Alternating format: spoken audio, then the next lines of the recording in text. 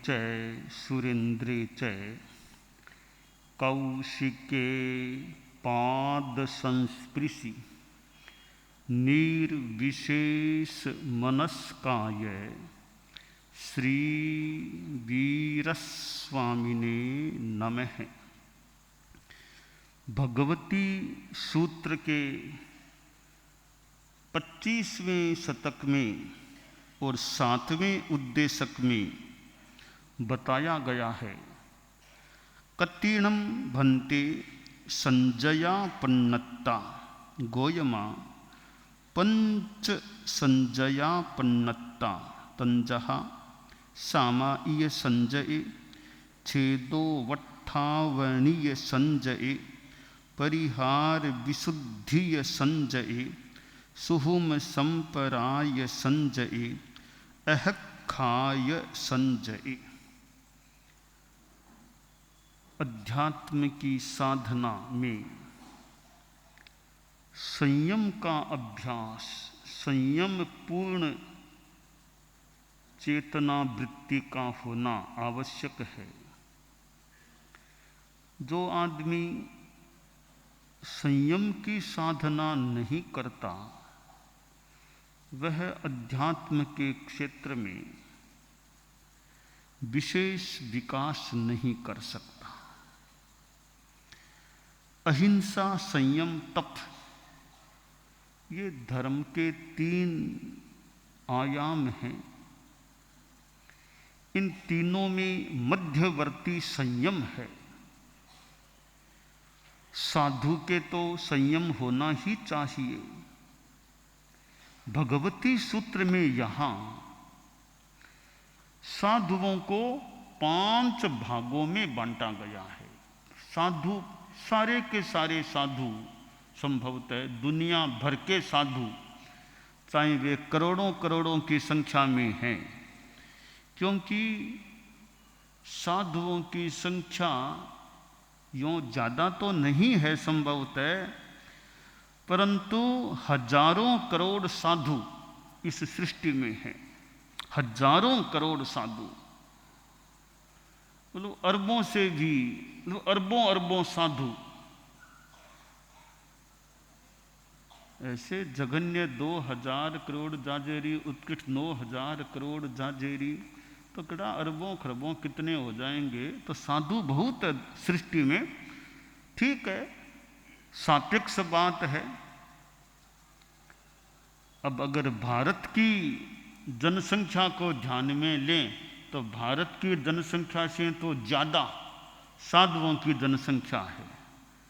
जितनी भारत की जनसंख्या है 1 अरब से ज़्यादा है, तो साधुओं की संख्या इससे भी ज़्यादा है। दुनिया भर पूरी सृष्टि में साधु हैं, वे भारत की आबादी से कहीं बहुत ज़्यादा अच्छी ज़्यादा संख्या में होते हैं। तो वे जितने भी साधु हैं वे 15 कर्म भूमियों में ही होते हैं और 28 द्वीप के 15 क्षेत्र, जैसा कि गीत में कहा गया, अढ़ी दीप 15 खेत रामें व्रत धार समिति गुप्ति युत शुद्ध सा वंदो बारंबार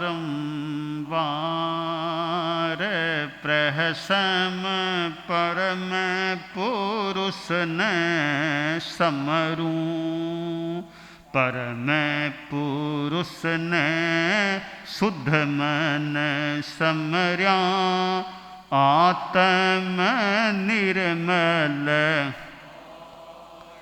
निज में निज गुण परगट जो ये प्रहसम परम पुरुष न समरू।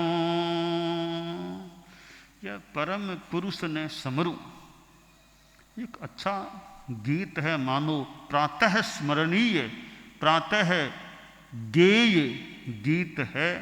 मुमुक्षु बाइयाँ भी बैठी हैं, पता नहीं इनको याद है या नहीं।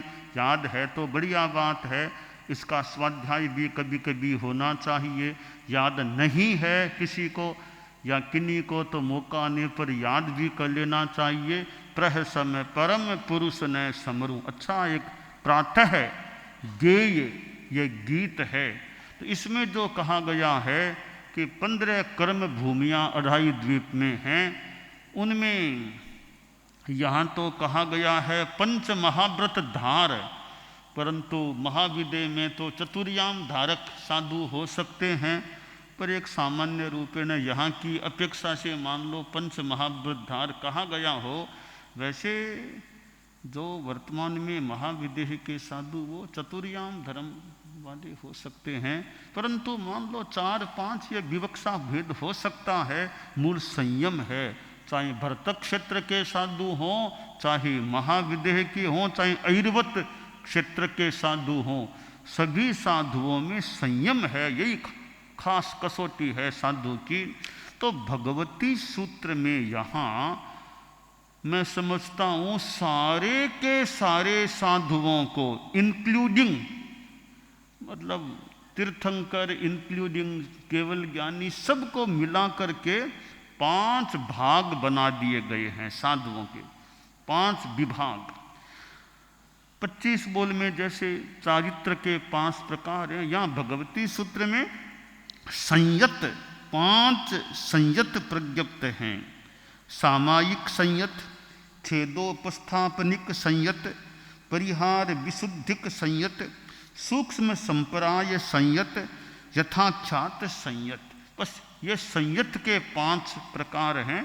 इनमें सारे के सारे साधु, संभवतः तीर्थंकर, केवली, आचार्य, उपाध्याय, सबके सब समाविष्ट इंक्लूड हो जाते हैं। तो सामायिक संयत, जैसे यहाँ भी दीक्षाएं होती है, तो मूल जो दीक्षा होती है दीक्षा समारोह में, पहले वो सामायिक संयम प्रदान किया जाता है। करेमि भन्ते सामाय्यम सब्बम सावद्धम, यह सामायिक संयम होता है। तो 5 में जो पहला विभाग है वह है सामायिक संयत। तो वर्तमान में जो बड़े दीक्षा समारोह में जो दीक्षाएं होती है उनका केस लोस थोड़ा किया जाता है, वो सामायिक संयम की दीक्षा होती है। और वे सामायिक संयत होते हैं। सामान्यतया प्रायः 7 दिनों के बाद उनको प्रमोशन या जो भी मिल जाता है, फिर छेदोपस्थापनीय विभाग में आ जाते हैं। तो यह सामायिक संयम यहाँ व्रत क्षेत्र में सामान्यतया, अब किसी को छेदोपस्थापनीय न भी आए, अभी हमारे साध्वी जी की वो दीक्षा हुई थी, साध्वी पावन प्रज्ञा जी थी, तो उनको सामायिक संयम तो दे दिया था। उनको 8वां दिन तो आया ही नहीं होगा कि छेदोपस्थापनीय आए, वो 8वां दिन तो आया ही नहीं उनको संयम का, क्योंकि उनको जो दीक्षा हुई थी और संथारा सिद्धा था, उस 8वां दिन संभवतः आया ही नहीं। 8वां दिन आता तो फिर भी कोई सोचते तो बड़ी दीक्षा या छेदोपस्थापनीय की बात होती। तो उनको कितने दिन का संयम आया? साध्वी पावन प्रज्ञा जी की दीक्षा कब हुई थी? संथारा सीधा कब?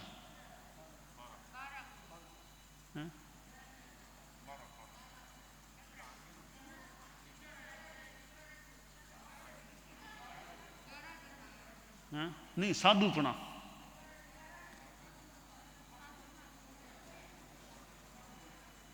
ठीक है, थोड़ा सोचना पड़ रहा है शादियों को, है थोड़ा सोच। ठीक है, कितने दिन का साधुपना आया? साधुपना संथारा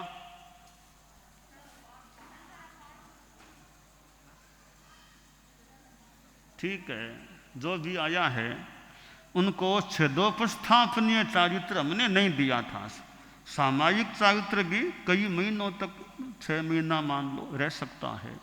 तो सामायिक संयत भगवान पार्श्वनाथ के साधु होते थे, वे सामायिक संयत, वो छेदोपस्थापनीय में नहीं आते थे। जब भगवान पार्श्वनाथ विद्यमान थे तो संभवतः वो छेदोपस्थापनीय नहीं, सामायिक संयम में रह जाते। महाविदेह में जो साधु हैं वो छेदोपस्थापनीय चारित्र ग्रहण नहीं करते हैं, उनमें सामायिक संयम होता है। तो यह पहला विभाग है वो सामायिक संयत का है। श्रावक लोग भी सामायिक तो करते हैं, पर यह सामायिक संयत अलग है। यह सामायिक संयत है वो अलग है, श्रावकों की सामायिक अलग है। श्रावकों के तो देश वृत्ति के रूप में होती है, साधुओं के जो सर्ववृत्ति की होती है। तो यह साधुओं की सामायिक की बात है, सामायिक संयत। दूसरा है छेदोपस्थापनिक संयत। वर्तमान में जैसे दीक्षाएं होती है चारित्रात्माओं की, तो बहुधा 7 दिनों के बाद, यानी 7 रात्रियां बीतने के बाद 8वें दिन वो बड़ी दीक्षा होती है। वो बड़ी दीक्षा का मतलब छेदोपस्थापनिक संयम उन्हें ग्रहण कराया जाता है। अलग अलग करके 5 महाव्रत उन्हें स्वीकार कराए जाते हैं। वह छेदोपस्थापनिक संयत है। तीसरा परिहार विशुद्धिक संयत है। यह भी एक साधना की प्रक्रिया है। वैसे 9 व्यक्तियों का होनार, 4 वोर 4 सेवा करने वाले, एक मुखियारियों, एक व्यवस्था है, प्रयोग है साधना का। और सूक्ष्म संप्राय संयत, यह तो 10वें गुणस्थान में जो संयम है वो सूक्ष्म संप्राय संयम है। उसमें होने वाले सूक्ष्म संप्राय संयत होते हैं। और यथाख्यात संयत 11वें से 14वें गुणस्थान तक के जो भी तीर्थंकर, केवली, वीतराग जो भी हैं, ये सब यथाख्यात संयम में विराजमान होते हैं। तो 14वें गुणस्थान वाला साधु है वह यथाख्यात संयत है। 13वें गुणस्थान वाला केवली है, वे भी परम पूजनीय जो हैं यथाख्यात संयत हैं। 11वें गुणस्थान में जो है, बोले थोड़ी देर के लिए है, वह भी यथाख्यात संयत है। और 12वें गुणस्थान में है वो क्षीण मोह, वे भी यथाख्यात संयत हैं। तो यों समस्त चारित्रात्माओं को इन 5 भागों में विभक्त किया जा सकता है। वर्तमान में यहाँ आज की डेट में तो सब एक ही विभाग वाले हैं। 5 में से आज की दिनांक में तो सब के सब व्यवहार में छेदोपस्थापनिक चारित्र वाले हैं। और जब दीक्षाएं होती है तो कुछ दिनों के लिए वे सामायिक संयत विभाग वाले फिर 2 विभाग हो जाते हैं। थोड़ा अंतर भी रहता है कि जो सामायिक संयत वर्तमान में भी होते हैं, दीक्षाएं होती है, जब तक छेदोपस्थापनीय चारित्र न आ जाए तब तक उनके द्वारा लाया गया आहार पानी वो हम लोग जो छेदोपस्थापनीय वाले हैं वो खा पी नहीं सकते। वो उनका लाया वही खा पी सकते हैं, हम उनका लाया हुआ नहीं खा पी सकते, परंतु हमारा लाया हुआ वे खा पी सकते हैं। एक प्रश्न तो उठता है, बात तो बराबर की होनी चाहिए थी। जब हम उनका लाया हुआ नहीं खा पी सकते तो हमारा लाया हुआ वे कैसे खा पी सकते हैं। जब उनका अलग विभाग है तो पूरा अलग होना चाहिए। उनका लाया खाया वो खाएं पिए, हमारा लाया हम खाएं पिए, उनका हमारा संबंध भी क्या। पर व्यवस्था यही है कि उनका लाया हुआ हम नहीं खा पी सकते, हमारा लाया हुआ वे उस आहार को खा पी सकते हैं। ये व्यवस्था है। और नवदीक्षित हैं, उनको वो खुद क्या तो लाएं, क्या वो पूरा जाने, तो दूसरों के द्वारा लाया हुआ ही उनके लिए ज़्यादा सुटेबल हो सकता है। तो ये 5 संयत बताए गए हैं। एक वर्गीकरण है, साधु समुदाय का एक वर्गीकरण है। और यथाख्यात संयत है वो तो बहुत ही उच्च कोटि के होते हैं। उनमें भी केवल ज्ञानी हैं, उनकी तो महिमा ही क्या बताएं। उनमें भी 14वें गुणस्थान वाले जो हैं वो तो संभवतः सर्वोच्च साधु वे होते हैं। साधु संस्था में कोई पूछे सर्वोच्च साधना वाले साधु कौन हैं, तो संभवतः भूल न हो तो 14वें गुणस्थान वाले यथाख्यात संयत हैं। वे संपूर्ण साधु जगत में सर्वोच्च स्थान पर एक अपेक्षा से विराजमान होते हैं। आसातना न हो तो 13वें गुणस्थान के तीर्थंकर हैं, एक अपेक्षा से उनसे भी बड़े वे 14वें गुणस्थान वाले केवल ज्ञानी स्वयं तीर्थंकर भी कभी 14वें गुणस्थान में पधारते ही हैं। तो 14वें गुणस्थान वाले तो अंतिम सिद्धि में हैं, वे सर्वोच्च संयत यथाख्यात संयत में भी कई प्रकार हो जाते हैं। यथाख्यात संयत है वो उपशांत कसाय वाले भी हो सकते हैं, 12वें गुणस्थान वाले भी हो सकते हैं, और केवली भी वैसे होते हैं। क्यों अनेक वे यथाख्यात संयम वाले हो जाते हैं। उपशांत मोह, क्षीण मोह, सहयोगी केवली, अयोगी केवली, 4 तो 4 गुणस्थानों के आधार पर भी भेद हो जाते हैं। तो यह संयम की बात है कि साधु में यह संयम उत्कर्ष की ओर आगे बढ़े। संयम के पर्यव चारित्रात्माओं के हमारे जो हम करोड़ों करोड़ों की संख्या में हैं, बहुत ही एक अच्छी बात है। जैसा बताया गया है, हजारों करोड़ साधु इस दुनिया में विद्यमान हैं। बहुत बड़ी बात है कि कम से कम 2000 करोड़ से भी ज़्यादा साधु एनी टाइम हमेशा दुनिया में विद्यमान होते हैं। और ज़्यादा से ज़्यादा मैक्सिमम में जाएं 9000 करोड़ से भी ज़्यादा साधु विराजमान होते हैं। यह मानो दुनिया का भाग्य है, सृष्टि का मानो कि एक प्रकार का भाग्य है कि इतने साधु चारित्रात्मा दुनिया में एनी टाइम एवरी टाइम उपलब्ध होते हैं, यानी विराजमान होते हैं। तो यह संयम उनका धन है, तपोधन, वे संयम धन होते हैं। तो साधु का संयम जो धन है वो बड़ा धन है। अब धन तेरस की बात हो तो धन तेरस है, धन तेरस है। यह धन तेरस गृहस्थों के लिए तो उस रूप में हो सकती है, भी व्यापारी है, व्यवसायी है, उद्योग धंधा करने वाले हैं, लक्ष्मी और भी धन तेरस है, खूब धन धन धन है। वो गृहस्थों के लिए धन तेरस का एक अलग महत्व हो सकता है। उनको तो धन भी चाहिए, धन की आय चाहिए, कमाई चाहिए। तो वे तो उस रूप में पूजा और जो करना हो, अपने जो रीति रिवाज होते हैं, अपने अपने रीति रिवाज होते हैं। देवलोक में भी रीति रिवाज, कुछ इंद्र बनता है, नया इंद्र आता है तो उसकी अपनी रीति है, कैसे क्या जो कुछ करना होता है वो अपना पूजा कह दो, स्तवना कह दो, वो अपने ढंग से तो रीति रिवाज हैं। तो गृहस्थों का भी रीति रिवाज है कि धन तेरस है तो वो जो भी पूजा करना और करना, धन बढ़े ऐसी कोई कामना करना। परंतु साधु का जो धन है वो संयम धन है, वो तप धन है।